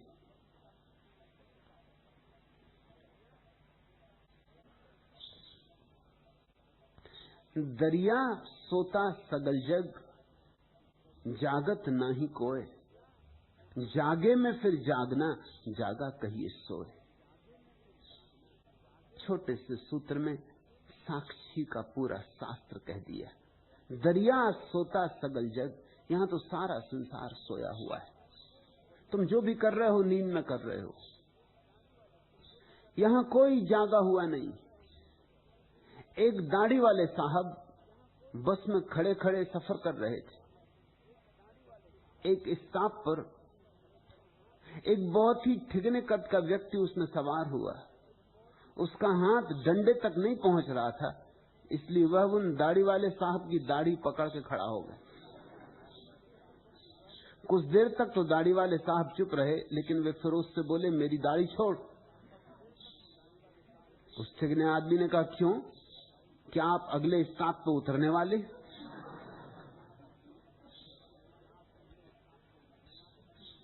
अपने अपनी सूझ, अपनी अपनी ऊंचाई, अपनी अपनी तंद्रा, अपनी अपनी बुद्धिहीनता, और हम चले जा रहे हैं, और हम किए जा रहे हैं जो भी हमसे बनता है।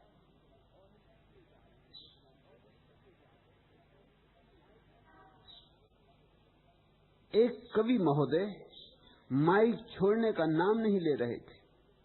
जब श्रोताओं ने बहुत चिल्लपो मचाई तो कवि महोदय बोले, ठीक है, अब आप थोड़ी देर और सब्र करके मेरी अंतरिम 15वीं कविता सुन लें। ऐसा बार बार कहके तो आप 19 कविताएं पहले ही सुना चुके। कई श्रोताओं ने चिल्लाकर टोका। कवि महोदय ने शांत मुद्रा में श्रोताओं की ओर देखा और बोले, गिनती में भूल सुधार के लिए धन्यवाद। और यह कहके वे पुनः कविता पाठ करने में तल्लीन हो गए। लोग बस चले जा रहे हैं। कहां जा रहे हैं, क्यों जा रहे हैं, क्या कर रहे हैं, जो कर रहे हैं वो कुछ हो रहा है कि नहीं हो रहा है, किसी को चिंता नहीं है, होश ही नहीं। जिंदगी ऐसे धक्कम धुक्की में बीती जाती, आपाधापी में बीती जाती। दरिया सोता सगल जग, जागत ना ही कोय, जागे में फिर जागना। इसको जागना नहीं कहते जिसको तुम जागना कहते हो। ये जो रात नींद टूट जाती और सुबह उठ गए और कहा कि जाग गए, इसको जागना नहीं कहते। जागने वाले इसको जागना नहीं कहते। जागने वाला किसको जागना कहते? जागे मैं फिर जागना। इस जागने में भी जो जाग जाए, नींद टूट गई वो तो देह की थी, आत्मा की नींद जब टूट जाए, रात सपने देखते हो, दिन विचार करते हो, दोनों हालत में तंद्रा घिरी रहती। अगर विचार छूट जाए, अगर विचारों का सिलसिला बंद हो जाए तो जागना, तो ध्यान, निर्विचार चित्त जागने का अर्थ है। जागे में फिर जागना, जागा कहिए सोए। जो समाधि को उपलब्ध है वही जागा हुआ है। इसलिए हमने समाधिस्थ लोगों को बुद्ध कहा है। बुद्ध का अर्थ होता है जागा हुआ। बुद्ध से किसी ने पूछा तुम कौन हो, क्योंकि बुद्ध इतने सुंदर थे,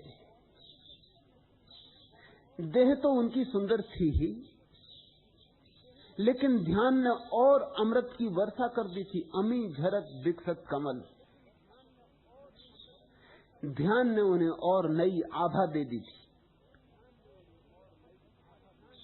एक अपरिचित आदमी ने उन्हें देखा और पूछा तुम कौन हो, क्या स्वर्ग से उतरे कोई देवता? बुद्ध ने कहा नहीं। तो क्या इंद्र के दरबार से उतरे हुए गंधर्व? बुद्ध ने कहा नहीं। तो क्या कोई यक्ष? बुद्ध ने कहा नहीं।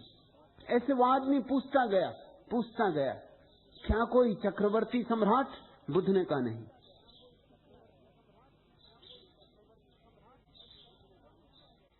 तो उस आदमी ने पूछा कम से कम आदमी तो हो? बुद्ध ने कहा नहीं। तो क्या पशु पक्षी हो? बुद्ध ने कहा नहीं। तो उसने फिर पूछा, थका मैं सिर्फ एक जागरण, मैं बस जागा हुआ, एक साक्षी मात्र। वे तो सब नींद की दशाएं थी। कोई पक्षी की तरह सोया है, कोई पशु की तरह सोया है, कोई मनुष्य की तरह सोया है, कोई देवता की तरह सोया है। वे तो सब सुसुप्ति की दशाएं थी। कोई स्वप्न देख रहा है गंधर्व होने का, कोई यक्ष होने का, कोई चक्रवर्ती होने का। वे सब तो स्वप्न की दशाएं थी। वे तो विचार के ही साथ तादात्म्य की दशाएं थी। मैं सिर्फ जाग गया हूं। मैं इतना ही कह सकता हूं कि मैं जागा हुआ हूं। मैं सब जाग कर देख रहा हूं। ऐसे को हम जागा हुआ कहते हैं। साध जगावे जीव को, मत कोई उठे जाग। सद्गुरु जगाते हैं, लेकिन कुछ थोड़े से ही लोग जगते हैं। कौन लोग? जो मस्त हैं, अलमस्त हैं, कुछ थोड़े से मस्त। कल मैंने जो तुमसे कहा ना, यहां बुद्धिमानों के लिए आमंत्रण नहीं है, यहां मस्तों के लिए आमंत्रण, यहां दीवानों के लिए बुलावा है। बुद्धिमानी तो कचरा है। इसलिए इस आश्रम का नियम है कि यहां तो आओ पियक्कड़ की तरह। दरिया कहते हैं साध जगावे जीव को, मत कोई जागे, कोई उठे जाग। कोई मतवाला, कोई दीवाना जागता है। चतुर होशियार चूक जाते, अपनी चतुराई में चूक जाते, सोच ही विचार में चूक जाते हैं। जागना कि नहीं जागना, जागने से फायदा क्या है? और फिर इतने इतने मीठे स्वप्न चल रहे हैं, कहीं टूट गए जागने से। जो हाथ में है वो भी छोड़ देना, उसके लिए जो अभी हाथ में नहीं है। समझदार तो कहते हैं हाथ की आधी रोटी भली। दूर की पूरी रोटी के बजाय पाने। ये तो कोई जुआरी, ये तो कोई दुस्साहसियों का काम। साध जगावे जीव को, मत कोई उठे जाग, जागे फिर सोवे नहीं, जन दरिया बड़भाग। और जो एक दफे जाग गया फिर सोता नहीं, सो ही नहीं सकता,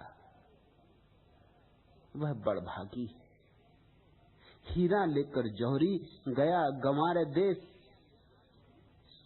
लेकिन अधिकतर तो हालत ऐसी है कि सद्गुरु आते हैं, बहुत कम लोग पहचान पाते हैं। उनकी हालत वैसी है जैसे हीरा लेकर जौहरी गया गंवारे देश। गंवारों के देश में कोई जौहरी हीरा लेके गया। देखा जिन कंकर कहा, कंकड़ हंसे होंगे। जोशी ने जौहरी ने दाम मांगे होंगे तो कहा होगा पागल हो गए, हमें तुमने बुद्धू समझा, इस कंकड़ को हम खरीदेंगे। ऐसे कंकड़ तो यहाँ गांव में जगह जगह पड़े। कहीं और जाओ, किन बुद्धुओं को फंसाओ, इतने हम पागल नहीं हैं। हीरा लेकर जौहरी गया गंवारे देश, जिन देखा कंकर कहा भीतर परख न ले। दरिया हीरा करोड़ का, हीरा तो करोड़ का, दरिया हीरा करोड़ का, कीमत लखे न कोय, जबर मिले कोई जौहरी तभी पारख होए। वे थोड़े से दीवाने पहचान पाएंगे, हीरे को परख पाएंगे। जीसस को कितने थोड़े लोगों ने पहचाना। हीरा आया और गया। बुद्ध को कितने थोड़े लोगों ने संग साथ दिया। हीरा आया और गया। हीरे आते रहे जाते रहे। थोड़े से दीवाने पहचानते, लेकिन जो पहचान लेते वे मुक्त हो जाते। वे बड़भागी। तुम भी बड़भागी बनो।